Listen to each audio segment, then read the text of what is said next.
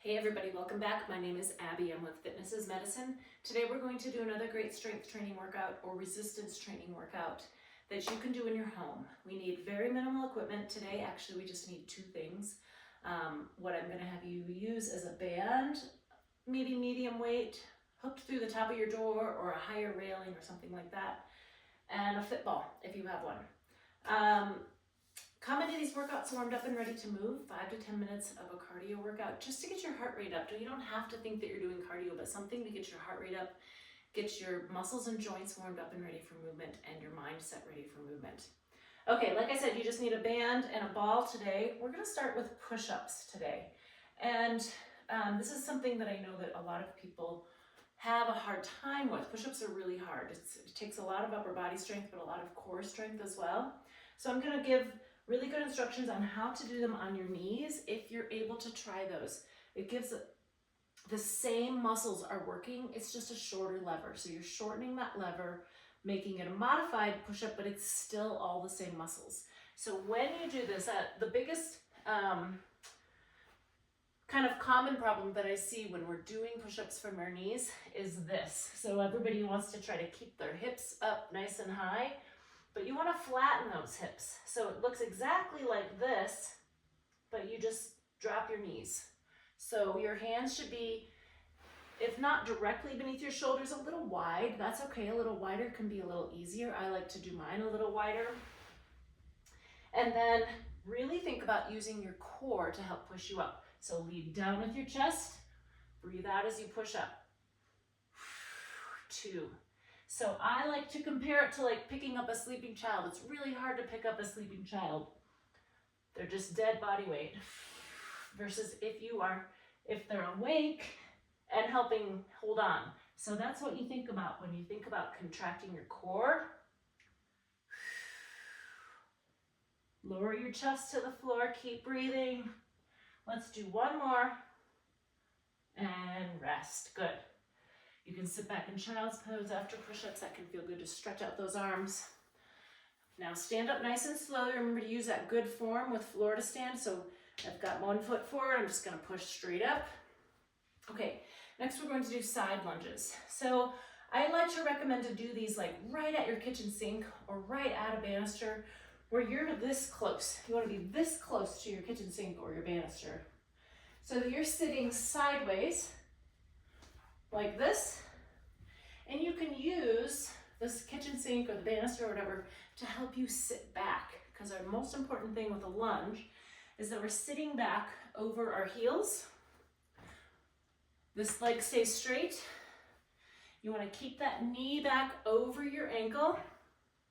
Now if this is something you've done before and you want to add a weight, you can take that weight, switch hands, reach down with your opposite hand with that weight. Keep breathing, really sit back into those hips. Now this is something, if you're able to do these, you might have a little soreness in your inner thighs or your glutes tomorrow or the next day. One more each way, and rest, good. Okay, next we're gonna come over here to where our band is. And I'm gonna do a triceps extension. Now your triceps are these muscles in the back of your arm. They help to straighten your arm. Your biceps bend, triceps straighten. So what you wanna do is keep those elbows glued to your side and push straight down. Now I like to do a little staggered stance or a tandem stance when I do these triceps extensions.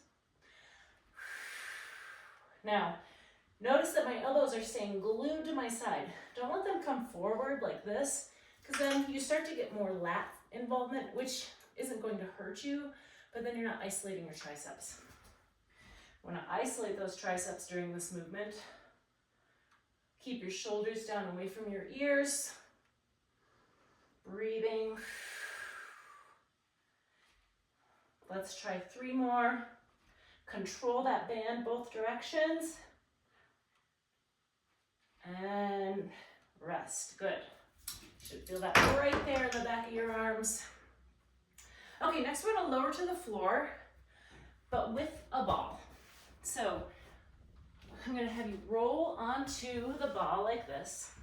So your arms aren't really working hard to support you, but we're going to do a bird dog. So keeping your back flat, keeping your neck in line with the rest of your spine, your cervical spine.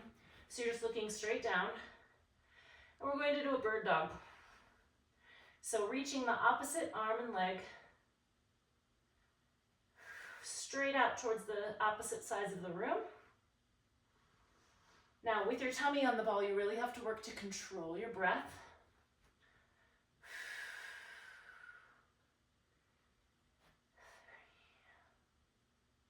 If you're having shoulder pain with this, you can just lift up that hand instead of reaching forward like this. So you're still getting that posterior chain work all up and down your back, your glutes, the back of your shoulder.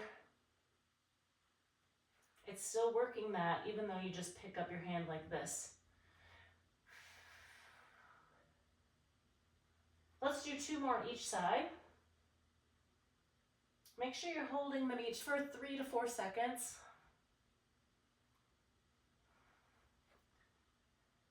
Breathing. And rest. Good. Okay, we're going to stay on the floor. I'm going to get my ball out of my way here. And we're going to do what I call a beast side crawl. So when you get into this position, I've heard it called different things. I call it a beast.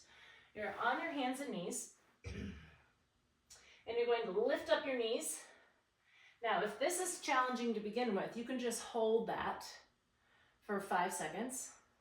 If you want to try more, you're going to lift up your knees, you're on your toes. We're going to go sideways 3. And then again, we're gonna try this 3 times. Now, if this is too much, just hold it or try once. You can try a couple movements, keeping that back flat, keeping your knees close to the floor, and rest. Good. That's a great full body exercise. If you have any trouble with your wrists, you could put a towel or you could use yoga blocks. There's a lot of different ways you can help your wrists. And then you can just hold the beast instead of moving. It's a challenge to begin with if you've never done something like that. Okay, stand up slowly. Remember, good form. Have your back straight up. Last, we're going to do a starfish hold. So I'm going to move my ball over here. What I want to do is stand nice and tall, keeping my shoulders back, tip over to the side. And now roll is to just hold this for about 30 seconds. Keep that tummy nice and tight, keep your chin tucked, keep your shoulders back. It's easy to kind of be like here, so really think about keeping your back nice and straight, just tilting right here. So your hip is working pretty hard right here. Holding, tummy tight, breathing, and let's switch sides. Out to the side, tipping over. Now, you don't have to tip that far. If you're just here and that's hard enough, that's fine. You can tip to where it's a challenge for you, but not so much that you're going to fall over. Again, whenever you do something with balance, you can have a chair nearby, you can have, I've got my sturdy elliptical here or a treadmill. The wall can work really great. Also, your kitchen sink. I always recommend doing exercises right there because you've got something to hang on to. And rest. Okay, great. Go through these exercises 1 or 2 more times. Add a little cardio in between. Keep that heart rate up. And then follow with a good cool down and stretch. If you have any questions or need any modifications, please feel free to reach out to me privately or leave a message below in the comments. Otherwise, have a great workout and we'll see you next time. Thanks, everybody.